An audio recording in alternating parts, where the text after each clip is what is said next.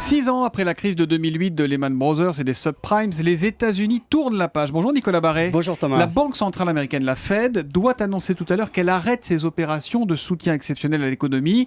Ça, pour le coup, c'est un signe très positif pour la première économie du monde. Oui, c'est vraiment un tournant. Pendant 6 ans, effectivement, la Réserve fédérale a soutenu à bout de bras l'économie américaine. Elle a mis 4 000 milliards de dollars dans cette économie, c'est-à-dire l'équivalent d'un quart du PIB des États-Unis.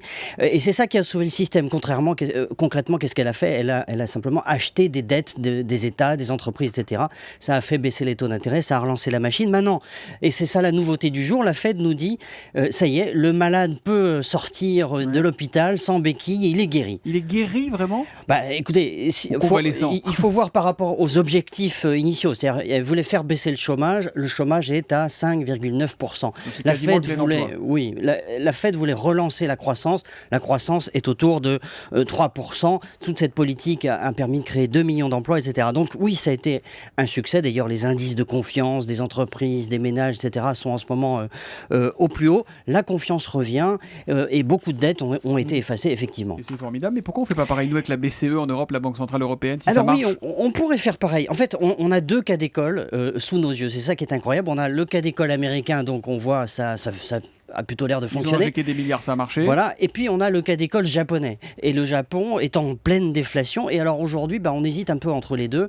La BCE n'est pas allée à fond dans la voie américaine. Elle ne rachète pas les dettes des États, la BCE aujourd'hui. Non, voilà, elle n'a pas franchi ce pas-là. Et du coup, on est un petit peu entre les deux. Et c'est quand même un compte parce qu'aujourd'hui, on s'achemine plutôt vers la déflation quand même. Hein. Dans ce scénario à la japonaise, ça nous pend au nez. Donc il faudrait vraiment qu'on... C'est trop tard là pour changer le curseur ou pas? Non, c'est pas trop tard. La BCE d'ailleurs regarde plutôt du côté américain que du côté japonais. Mais enfin, voilà, on est à deux doigts du gouffre aujourd'hui. Il faut faire attention à cette déflation qui menace parce qu'au Japon, vous savez, ça fait 20 ans que ça dure quand même. L'édito éco de Nicolas Barret qui nous demande de regarder plutôt vers les États-Unis que vers le Japon. Nicolas, directeur de la rédaction des Échos, tous les matins à 8h10 sur Europe 1. À demain, Nicolas. À demain.